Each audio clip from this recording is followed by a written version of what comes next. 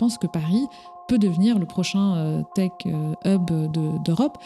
Parce que, je pense que la prochaine génération de sociétés vont être des sociétés beaucoup plus tech que la moyenne, et que Paris dispose d'un vivier de scientifiques et de chercheurs beaucoup plus important que d'autres capitales.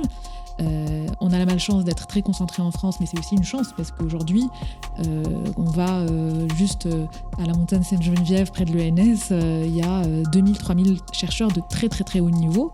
Rien que dans ce quartier-là, après on change de quartier, on peut aller à Saclay, il y en a 2000-3000, etc.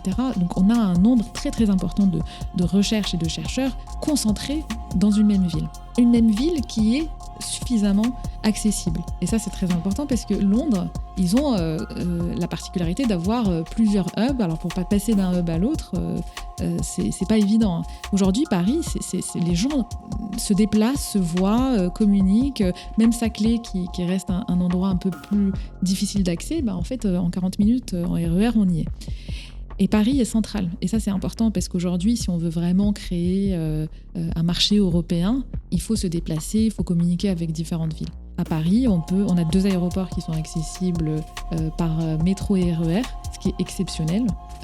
On est à moins de 2-3 heures de train de plusieurs capitales européennes, que ce soit Londres, Bruxelles, Berlin, la Suisse. On a quand même la chance d'avoir un réseau ferroviaire extrêmement connecté.